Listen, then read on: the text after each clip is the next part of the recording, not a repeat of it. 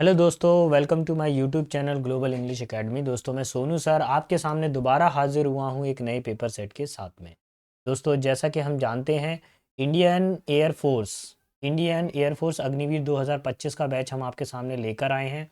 रोज़ाना per day रोज़ाना हम आपके लिए एक पेपर सेट लेकर आते हैं जिसमें हम प्रीवियस ईयर क्वेश्चन पेपर को डिस्कस करते हैं। कौन से प्रीवियस ईयर पेपर सेट को डिस्कस करते हैं, जो कि बिल्कुल ओरिजिनल पेपर होता है जैसा हमारा आया हुआ होता है। अब यहाँ पे देखेंगे, आज हम सेट नंबर 10 को डिस्कशन करने वाले हैं। रोजाना रात को 9 बजे यूट्यूब पर इसी चैनल पर सेट नंबर 1 से लेके 9 तक हम सॉल्व कर चुके हैं, और आज हम कौन सा करने जा रहे हैं, सेट नंबर 10। तो बिना समय गवाए हम अपने वीडियो को शुरू करते हैं। ये रहा क्वेश्चन नंबर 1। तो दोस्तों देखिए, क्वेश्चन नंबर 1 क्या बोल रहा है, यूज़ द राइट प्रपोजिशन। हमको सही प्रपोजिशन का यूज़ करना है। ही डैश इन कॉस्मेटिक गुड्स। देखिए यहाँ पे जो वर्ड आ रहा है डील, अगर कभी भी कोई पर्सन आ जाए तो डील विद, जैसे बोला गया डील विद रोहित, अगर कोई पर्सन आएगा तो अब आप किसका यूज करोगे, विद का।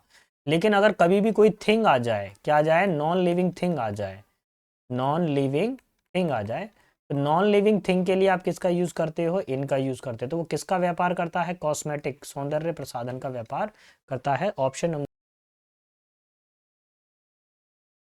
Now comes to the another one, here we have question number 2।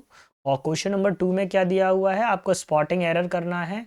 All of his luggages was stolen by thief. उसका पूरा का पूरा जो सामान है चोर के द्वारा चुरा लिया गया outside the railway station, railway station के बाहर। तो यहाँ पर ये जो वर्ड आ रहा है लगेज, ध्यान रखिए ये नाउन चैप्टर में से आया है बेटा। नाउन में से भी कौन से चैप्टर में से क्वेश्चन आता है, नंबर चैप्टर में से क्वेश्चन आता है। ऑफलाइन में मैंने करवाया हुआ है बच्चों को। लगेज में बेटा क्या नहीं आता, एस नहीं आता। लगेज के पीछे कभी भी एस नहीं लगेगा। Option number A will be final answer. ठीक है, लगेज में कभी भी क्या नहीं लगता, एस नहीं लगता। क्वेश्चन नंबर नेक्स्ट की तरफ आइए। अगला क्वेश्चन क्या कह रहा है, the dash chosen of the construction of the building is in the heart of city. अब आपको एक चीज ध्यान रखनी है कि ये जो कंस्ट्रक्शन है, ये जो सिटी का जो कंस्ट्रक्शन हो रहा है, बिल्डिंग का कंस्ट्रक्शन हो रहा है, ये शहर के बीचों बीच में हो रहा है। ये वाला जो चैप्टर है इसमें साइड स्लाइड साइड साइड लगभग एक जैसे ही सुनाई देते हैं, इसलिए इस चैप्टर का नाम है होमोनियम्स। क्या है, होमोनियम्स। तो अब ये भी पूछने लगे हैं, पहला जो साइट है उसका मतलब होता है किसी भी चीज को, जैसे कोर्ट के अंदर किसी चीज को पेश किया, उदाहरण के रूप में पेश किया, है ना। हवाला देना, किसी को हवाला देने का मतलब क्या होता है, किसी भी चीज को है उदाहरण के रूप में बताना, एग्जाम्पल के रूप में बताना, कि जैसा अब उस केस के अंदर हाई कोर्ट ने ऐसा निर्णय लिया था और सेम इसी तरह का केस ये भी है, तो उस चीज को एग्जाम्पल देते हुए बताना। स्लाइड का मतलब क्या होता है, थोड़ा सा या जरा सा, लिटिल। साइट का मतलब क्या होता है, दृश्य, व्यू। और ये वाला जो साइट होता है इसका मतलब होता है प्लेस। तो जब भी किसी चीज का कंस्ट्रक्शन किया जाएगा तो वो एक प्लेस पर किया जाएगा। Option number D will be final answer. Clear. मैं आगे की तरफ बढ़ता हूँ। Question number 4। देखिए बेटा, मेरी स्पीड थोड़ा सा तेज रहेगी, उसका रीजन ये है कि अब आपके एग्जाम आने वाले हैं और मैं अपनी स्पीड को कम नहीं कर सकता हूँ। प्लीज आप मेरी स्पीड को मैच करने की कोशिश कीजिए जिससे आपका सिलेक्शन हो सके। इसी स्पीड पे आपको पढ़ना पड़ेगा बेटा। एग्जाम डेट सभी को मालूम है, मार्च में 22 मार्च। क्या है आपकी फाइनल डेट, 22 मार्च। ठीक है। तो कैजुअल का मतलब क्या होता है, किसी को ललचाना। कैजुअल का मतलब क्या होता है, किसी को अट्रैक्ट कर लेना, किसी को ललचाना। ठीक है, पुचकारना या ललचाना या दुलारना भी हो सकता है। नेस्ले का मतलब क्या होता है, किसी को पनाह देना, यानी किसी को रिफ्यूज करना, शेल्टर देना। सिसीड का मतलब क्या होता है, अलग हो जाना किसी से, है ना, सेपरेट हो जाना। क्या हो जाना, सेपरेट हो जाना, अलग हो जाना। नेक्स्ट है बुली। बुली का मतलब होता है किसी को धौंस देना। क्या होता है, किसी को धौंस देना, धमकाना किसी को। और मॉस्टेन का मतलब क्या होता है, कोई चीज काफी ज्यादा क्या हो, गीली हो, वेट हो। ठीक है। तो अभी हमको क्या चाहिए, कोई किसी को हम पुचकार कर लाड़ रहे हैं, दुलार रहे हैं, मना रहे हैं, रूठे हुए व्यक्ति को क्या कर रहे हैं, परसुएड कर रहे हैं। परसुएड का मतलब क्या होता है, मनाना किसी को, रूठे व्यक्ति को। और एक व्यक्ति को हम क्या कह रहे हैं, धौंस दे रहे हैं, धमका रहे हैं। So option number C will be final answer. Opposite बताना था बेटा। नेक्स्ट क्वेश्चन है प्रवोक। प्रवोक का मतलब होता है किसी को भड़काना। क्या होता है, भड़काना। यानी कि क्या कह सकते हैं, इंसाइट कह सकते हैं, इंसाइट, इंस्टिगेट, इंसाइट, इंस्टिगेट। ठीक है, प्रवोक। ठीक है, और बहुत सारे हो सकते हैं इसके, लेकिन ये मोस्ट कॉमन है जो बार बार एग्जाम में आता है। एनकरेज का मतलब क्या होता है, किसी को साहस देना। किसी को क्या देना, साहस देना, एनकरेज करना। अच्छा, बीकन का मतलब क्या होता है? बीकन का मतलब होता है बेटा किसी को इशारा करना या प्रकाश स्तंभ। जो लाइट हाउस होता है ना, प्रकाश स्तंभ, स्तंभ, प्रकाश स्तंभ, ठीक है। तो आप लोगों ने देखा होगा सागर के किनारे पर, सागर के किनारे पर क्या लगा रहता है, ऐसा बड़ा सा एक पोल बना रहता है, उसके ऊपर आदमी के खड़े होने के लिए जगह रहती है, तो वो बीकन होता है बेटा। अपीज का मतलब क्या होता है? किसी व्यक्ति को मनाना, है ना, किसी व्यक्ति को शांत करना, है ना, ऐसा कर सकते हैं, शांत करना या किसी को मनाना, रूठे हुए व्यक्ति को, एग्री करना, किसी को क्या करना, सहमत करना, एग्री करना। स्टिमुलेट का मतलब होता है बेटा किसी चीज को प्रोत्साहित करना, स्टिमुलेट करना, किसी चीज को, काम को लेकर प्रोत्साहित करना, ठीक है, छोटा था, प्रोत्साहित।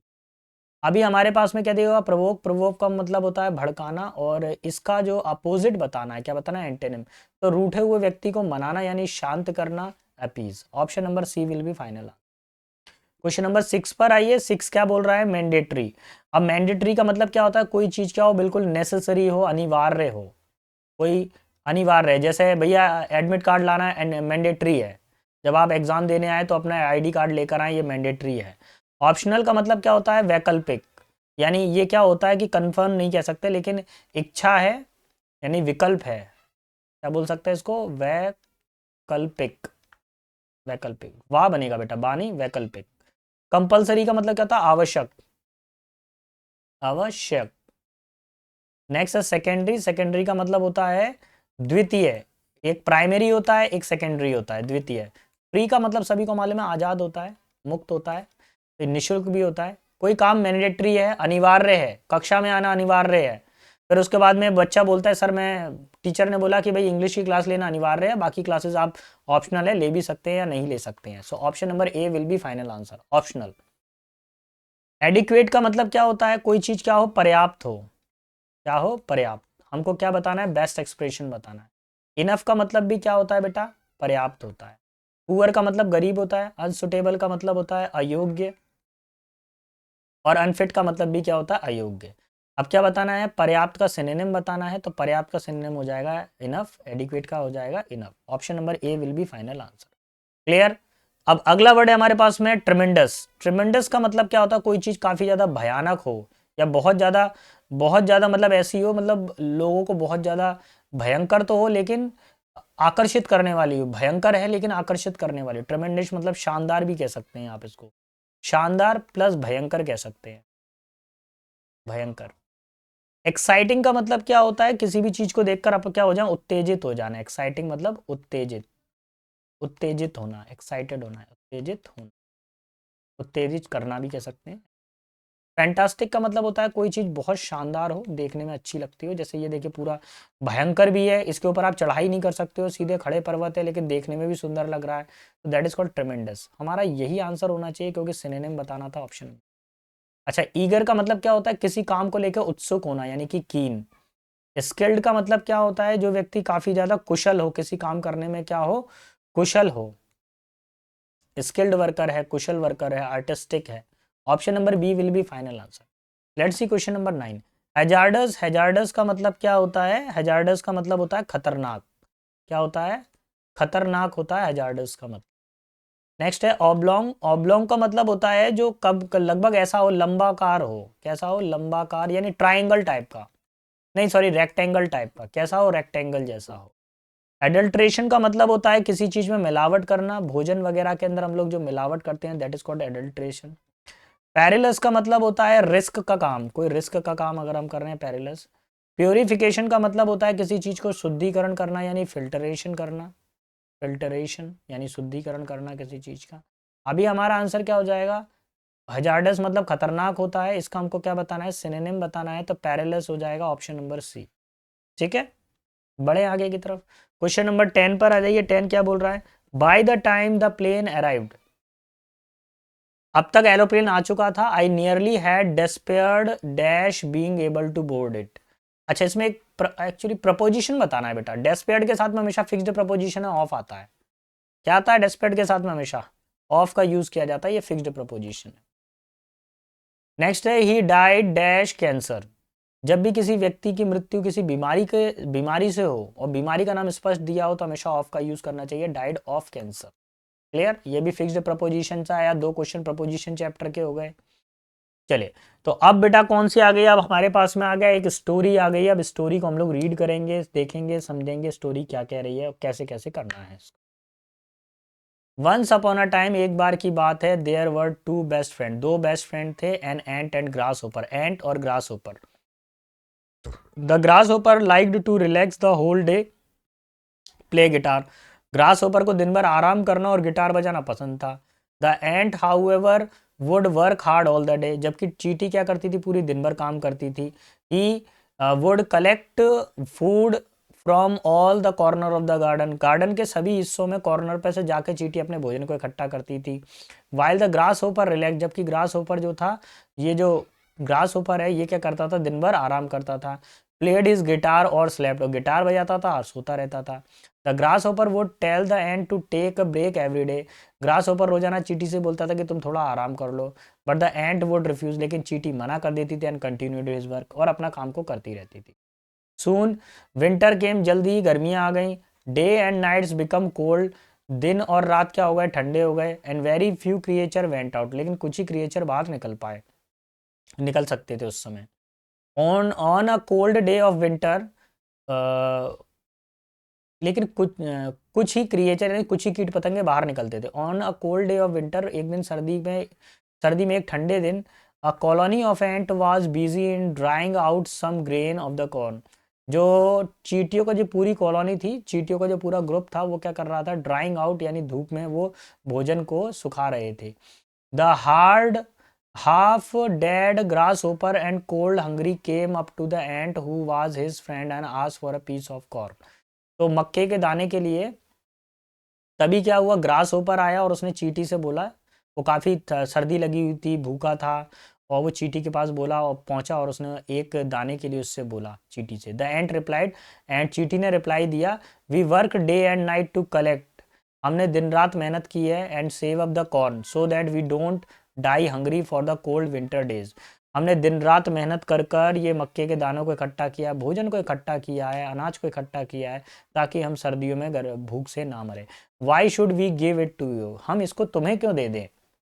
द एंड फर्दर सेड, चींटी ने फिर आगे कहा, what were you doing the last summer, कल लास्ट गर्मियों में क्या कर रहे थे। You should have collected and store the some food, आपको कलेक्ट करना चाहिए था भोजन को और स्टोर करके रखना चाहिए था। I told you as much before, मैंने आपको ऐसा पहले भी कहा था। The grasshopper said, grasshopper ने कहा, I was far too busy singing and sleeping, मैं गाना गाने में और आराम करने में बिजी था। The ant replied, you can sing all winter as far as I am concerned, मेरा और you will not get anything from us, बोलता है तो चींटी बोलती है कि तुम तो पूरी सर्दियों में भी गाना गा सकते हो और हम तुमको कुछ भी देने वाले नहीं है। The ant had enough food to the last through the winter, चींटी के पास इतना पर्याप्त भोजन था पूरी सर्दियों भर के लिए, without any worry at all, उसको कुछ भी चिंता नहीं थी। But the grasshopper didn't and he realize his mistake, लेकिन ग्रास होपर के पास ऐसा कुछ भी नहीं था और उसको अपनी गलती महसूस हुई। चलिए, तो यहाँ पे वर्ड आ रहा है कंसर्न, कंसर्न का मतलब क्या होता है बताइए। कंसर्न का मतलब होता है किसी चीज को लेकर चिंतित होना, क्या होना, चिंतित होना, ठीक है, चिंतित होना। ठीक, अभी हमारे पास में इसमें कौन सा वर्ड आ जाएगा, एग्रीड का मतलब क्या होता है, सहमत, ठीक है। एप्रिशिएट का मतलब होता है किसी की प्रशंसा करना, प्रेस। अलाउड का मतलब होता है आज्ञा देना, आज्ञा देना। और वरीड का मतलब क्या होता है, चिंतित, किसी काम को लेके क्या हो, काफी ज्यादा चिंतित होना। यही इसका आंसर है, option number A, option A will be final answer. Clear. चलिए 13 वाले पर आ जाइए, what lesson do we learn from this story, इस स्टोरी से हमने क्या लेसन सीखा बताइए। तो ये सब की सब कहावतें आ गई हैं इसके अंदर। इसमें से जो लास्ट वाली कहावत है, नेवर जज a book by its cover, किसी का चेहरा देखकर आप उसकी काबिलियत का अंदाजा नहीं लगा सकते हो, तो ये तो मैच नहीं कर रहा है। Greed was always lead to the downfall, लालच का फल हमेशा बुरा होता है, ये भी नहीं होगा। We pretend to hate something, हम बहाना करते हैं किसी से नफरत करने का। एंड वी कांट हैव, जो चीज़ हमारे पास में नहीं होती है हम उस चीज़ से नफरत करने का बहाना करते हैं, तो ये तो कुछ हुआ नहीं। Make hay while the sun is shine, यही इसका आंसर है। इसका हिंदी मीनिंग होता है कल करे सो आज कर, आज करे सो अब कर।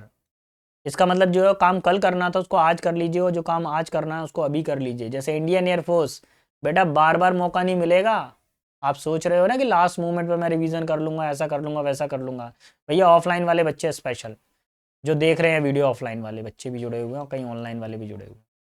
दोनों बच्चे बेटा अभी मौका है, जो भी करना है, बाद में कुछ नहीं है, लास्ट मिनट पे कुछ नहीं हो पाता। आप सोच रहे हो 2 दिन बाद में रिवीजन कर लूंगा, ठीक है हाँ 2 दिन बहुत है मेरे लिए, तो बेटा वो 2 दिन देखना कैसे आपको 1 साल घुमाएंगे। फिर वैकेंसी निकल गई ना एक बार, तो फिर अगले अगले साइकिल में आओगे। Option number A will be final answer. Why did the ant refuse to give the food to the grasshopper, चींटी ने ग्रास ओपर को भोजन देने से क्यों मना कर दिया था? क्यों कर दिया था? बिकॉज द एंट आज द ग्रास ओपर नंबर ऑफ टाइम्स, क्योंकि चींटी ने ग्रास ओपर को नंबर ऑफ टाइम्स बोला था collect food and store food, but he didn't listen to him, बोला था भोजन को इकट्ठा करो, जमा करके रखो। And was busy singing sleeping during the summer, लेकिन गर्मियों के दिनों में सिर्फ वो गाने सुनने में और गाने गाने में मशगूल था, इसीलिए चींटी ने मना कर दिया कि मैं तुम्हारी मदद नहीं कर पाऊँ। 15 पर आ जाइए।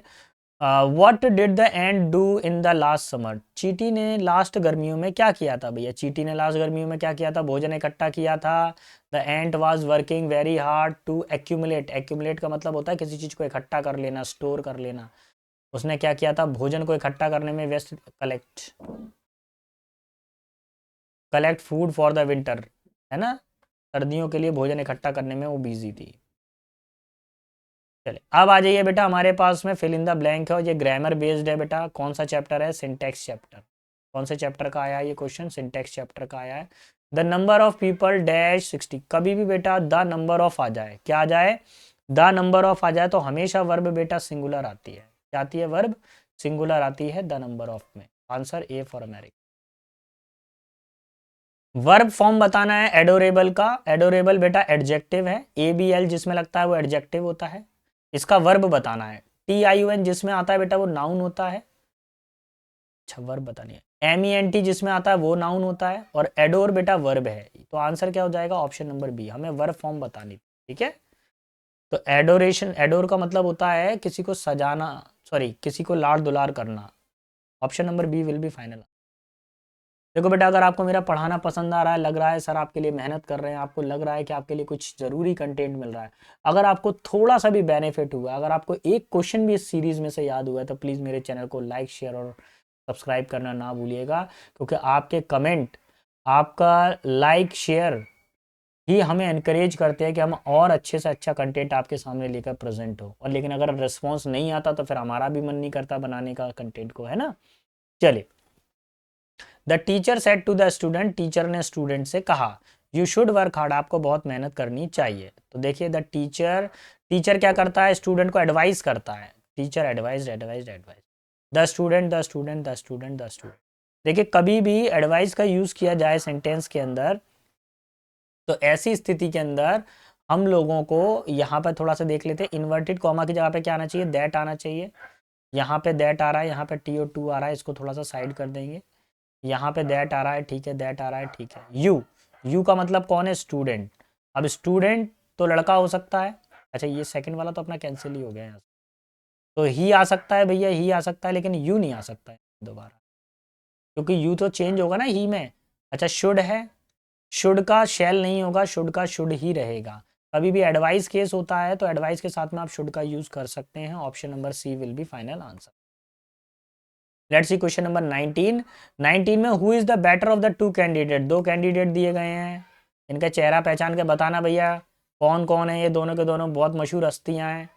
It A who is the better of the two candidate, दोनों कैंडिडेट में से सबसे अच्छा कैंडिडेट कौन सा है? तो बेटा पूरा सेंटेंस बिल्कुल सही है। आपके दिमाग में ये आ रहा होगा सर दा है तो दा के बाद में यहाँ सुपरलेटिव डिग्री लगाना चाहिए, लेकिन यहाँ तो कंपैरेटिव डिग्री है। ये सही है बेटा यहाँ पर। क्यों सही है? देखिए यहाँ पे ऑफ द टू लगा हुआ है। जब ऑफ द टू लगा हुआ, मैंने ऑफलाइन क्लास में ही बताया था स्ट्रक्चर, मैं यहाँ ऑनलाइन पे ही बता देता हूँ बेटा, इस स्ट्रक्चर को नोट कर लो। एग्जाम में ये आ गया तो बैठे रह जाओगे फिर।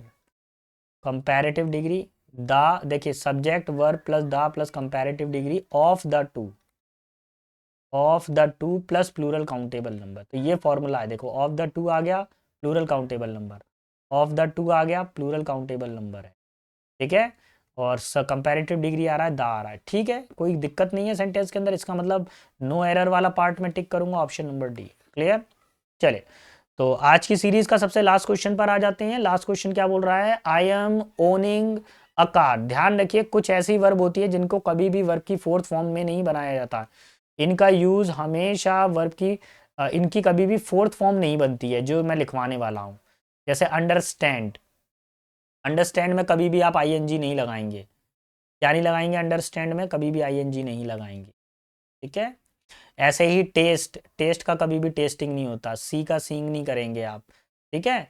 और कौन सा वर्ड आ गया? ओन। कौन सा वर्ड है हमारे पास में? ओन। ओन में कभी भी आईएनजी नहीं लगता है। ऐसे ही हैव में आईएनजी का यूज़ ना करें। यहाँ पर ये आई एम ओनिंग है ना, इसका यूज़ नहीं होगा, इसकी जगह पर हो जाएगा I own only. Option number B will be final answer, ठीक है। चलिए बढ़ते हैं आगे की तरफ। ओहो, क्वेश्चन हमारे कंप्लीट हो गए हैं। तो बेटा आज के सेशन में इतना ही है। आई होप आपको समझ में आया होगा। अगर आपको थोड़ा सा भी समझ में आया, अगर आपको ऐसा लगता है कि एक हाथ क्वेश्चन का भी हमको बेनिफिट हुआ है, तो प्लीज़ मेरे चैनल को लाइक शेयर कमेंट सब्सक्राइब ज़रूर करिएगा। तब तक के लिए भैया सारे बच्चे अच्छे से तैयारी करो, बेस्ट ऑफ लक, अच्छे से अच्छे तैयारी करिए, अपना और अपने माता पिता के नाम को रोशन करें।